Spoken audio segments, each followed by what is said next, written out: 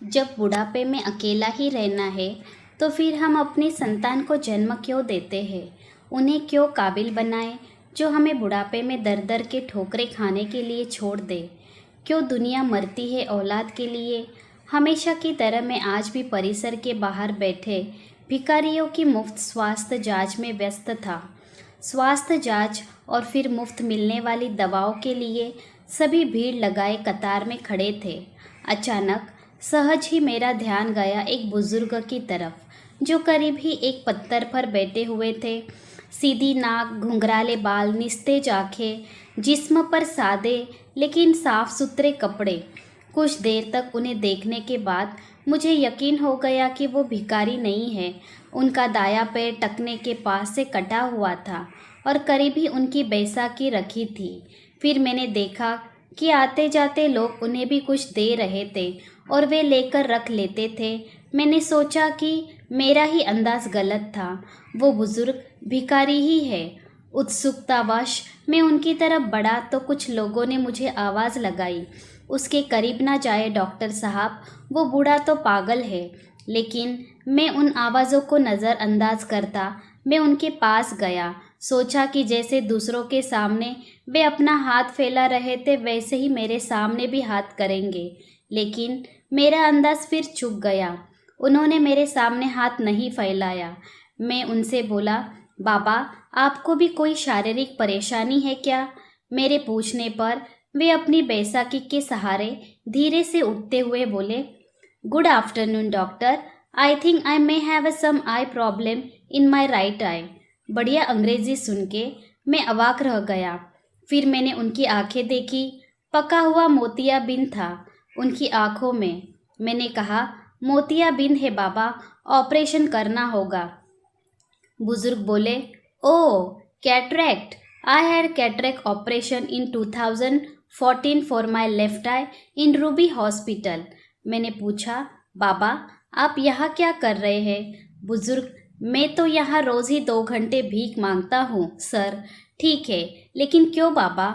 मुझे तो लगता है आप बहुत पढ़े लिखे हैं। बुजुर्ग हंसे और हंसते हुए ही बोले, पढ़े लिखे? मैंने कहा, आप मेरा मजाक उड़ा रहे हैं बाबा। Oh no doctor, why would I? Sorry if I hurt you. मैं हर्ट की बात नहीं है बाबा, लेकिन मेरी कुछ समझ में नहीं आ रहा है। बुजुर्ग समझकर भी, क्या करोगे डॉक्टर? अच्छा, ओके, चलो हम उधर बैठते हैं, वरना लोग तुम्हें भी पागल कहेंगे। और फिर बुजुर्ग हंसने लगे। करीब ही एक विराट टपरी थी, हम दोनों वहीं जाकर बैठ गए।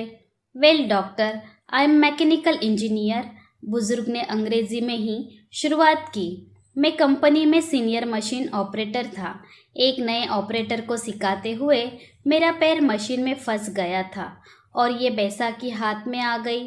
कंपनी ने इलाज का सारा खर्च किया और बाद में कुछ रकम सौंपी और घर पर बैठा दिया, क्योंकि लंगड़े बैल को कौन काम पर रखता है सर। फिर मैंने उस पैसे से अपना ही एक छोटा सा वर्कशॉप डाला, अच्छा घर लिया। बेटा भी मैकेनिकल इंजीनियर है। वर्कशॉप को आगे बढ़ाकर उसने एक छोटी कंपनी और डाली। मैं चकराया, बोला, बाबा, तो फिर आप यहाँ इस हालात में कैसे?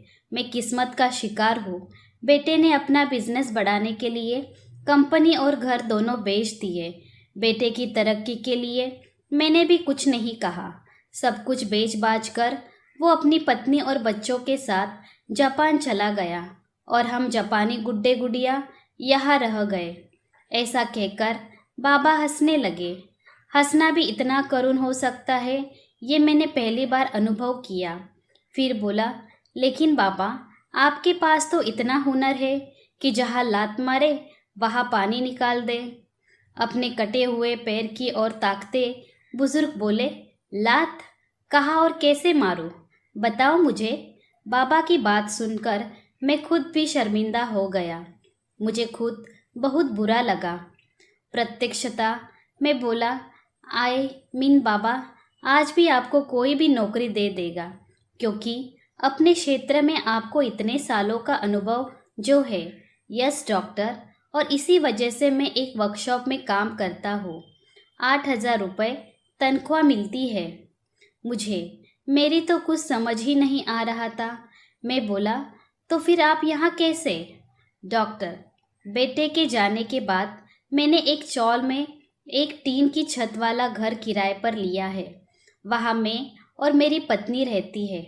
उसे पैरालिसिस है, उठ बैठ कर भी नहीं सकती। मैं 10 से 5 नौकरी करता हूँ, शाम 5 से 7 इधर भीख मांगता हूँ और फिर घर जाकर तीनों के लिए खाना बनाता हूँ। आश्चर्य से मैंने पूछा, पापा, अभी तो आपने बताया कि घर में आप और आपकी पत्नी हैं, फिर ऐसा क्यों कहा कि तीनों के लिए खाना बनाते हो? डॉक्टर, मेरे बचपन में ही मेरी माँ का स्वर्गवास हो गया था। मेरा एक जिगरी दोस्त था, उसकी माँ ने अपने बेटे जैसे ही मुझे भी पाला पोसा। 2 साल पहले मेरे उस जिगरी दोस्त का निधन हार्ट अटैक से हो गया, तो उसकी 92 साल की माँ को मैं अपने साथ अपने घर ले आया। तब से वो भी हमारे साथ ही रहती है। मैं अवाक रह गया। इन बाबा का तो खुद का भी हाल बुरा है। पत्नी अपंग है, खुद का एक पाँव नहीं, घर बार भी नहीं। जो था वो बेटा बेचकर चला गया और ये आज भी अपने मित्र की माँ की देखभाल करते हैं। कैसे जीवट इंसान है ये। कुछ देर बाद मैंने सामान्य स्वर में पूछा, बाबा, बेटा आपको रास्ते पर ले आया, ठोकरे खाने को छोड़ गया, आपको गुस्सा नहीं आता उस पर? बुजुर्ग, नो नो डॉक्टर, अरे वो सब तो उसी के लिए कमाया था जो उसी का था, उसने ले लिया, इसमें उसकी गलती कहाँ है? लेकिन बाबा, मैं बोला, लेने का ये कौन सा तरीका हुआ भला? सब कुछ ले लिया, ये तो लूट हुई। अब आपके यहाँ भीख मांगने का कारण भी मेरी समझ में आ गया। आपकी तनख्वाह के 8,000 रुपयों में आप तीनों का गुजारा नहीं हो पाता, अतः इसीलिए आप यहाँ आते हो। बुजुर्ग, no, you are wrong doctor. 8,000 रुपये में मैं सब कुछ मैनेज कर लेता हूँ, लेकिन मेरे मित्र की जो माँ है, उन्हें डायबिटीज़ और ब्लड प्रेशर दोनों है। दोनों बीमारियों की दवाई चल रही है। उनकी बस 8,000 रुपये में उनकी दवाइयाँ मैनेज नहीं हो पाती। मैं 2 घंटे यहाँ बैठता हूँ, लेकिन भीख में पैसों के अलावा कुछ भी स्वीकार नहीं करता। मेडिकल स्टोर वाला उनकी महीने भर की दवाइयाँ मुझे उधार दे देता है और यहाँ 2 घंटे में जो भी पैसे मुझे मिलते हैं वो मैं रोज़ मेडिकल स्टोर वाले को दे देता हूँ। मैंने अपलक उन्हें देखा और सोचा, इन बाबा का खुद का बेटा इन्हें छोड़कर चला गया है और ये खुद किसी और की माँ की देखभाल कर रहे हैं। मैंने बहुत कोशिश की, लेकिन खुद की आंखें भर आने से नहीं रोक पाया। भरे गले से मैंने फिर कहा, बाबा, किसी दूसरे की माँ के लिए आप यहाँ रोज़ भीख मांगते आते हो? दूसरे की? अरे, मेरे बचपन में उन्होंने बहुत कुछ किया मेरे लिए। अब मेरी बारी है। मैंने उन दोनों से कह रखा है कि 5 से 7 मुझे एक काम और मिला है। मैं मुस्कुराया और बोला, और अगर उन्हें पता लग गया कि 5 से 7 आप यहाँ भीख मांगते हो तो? अरे कैसे पता लगेगा? दोनों तो बिस्तर पर है। मेरी हेल्प के बिना के करवट तक नहीं बदल पाती। यहाँ कहाँ पता करने आएगी? हाँ हाँ हाँ। बाबा की बात पर मुझे भी हंसी आई, लेकिन मैं उसे छिपा गया और बोला, बाबा, अगर मैं आपकी माँ जी को अपनी तरफ से नियमित दवाइयाँ दूँ तो ठीक रहेगा ना? फिर आपको भीख भी नहीं मांगनी पड़ेगी। बुजुर्ग, नो डॉक्टर, आप भिखारियों के लिए काम करते हैं। माँ जी के लिए आप दवाइयाँ देंगे तो माँ जी भी तो भिखारी कहलाएंगी। मैं अभी समर्थ हूँ डॉक्टर, उनका बेटा हूँ मैं। मुझे कोई भिखारी कहेगा तो चलेगा, लेकिन उन्हें भिखारी कहलवाना मुझे मंजूर नहीं। ओके डॉक्टर, अब मैं चलता हूँ। घर पहुँचकर अभी खाना भी बनाना है मुझे। मैंने निवेदन स्वरूप बाबा का हाथ अपने हाथ में लिया और बोला, बाबा, भिखारियों का डॉक्टर समझकर नहीं बल्कि अपना बेटा समझकर मेरी दादी के लिए दवाइयाँ स्वीकार कर लीजिए।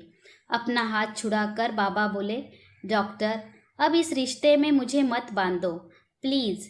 एक गया है हमें छोड़कर, आज मुझे सपन दिखाकर, कल तुम भी मुझे छोड़ गए तो?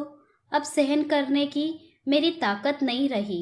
ऐसा कहकर बाबा ने अपनी बैसाखी संभाली और जाने लगे और जाते हुए अपना एक हाथ मेरे सिर पर रखा और भर भराई ममतामयी आवाज़ में बोले, अपना ध्यान रखना मेरे बच्चे। शब्दों से तो उन्होंने मेरे द्वार पेश किए गए रिश्ते को ठुकरा दिया था, लेकिन मेरे सिर पर रखे उनके हाथ के गर्म स्पर्श ने मुझे बताया कि मन से उन्होंने इस रिश्ते को स्वीकारा था। उस पागल कहे जाने वाले मनुष्य के पीठ फेरते ही मेरे हाथ अपने आप प्रणाम की मुद्रा में उनके लिए जुड़ गए। हमसे भी अधिक दुखी, अधिक विपरीत परिस्थितियों में जीने वाले ऐसे भी लोग हैं।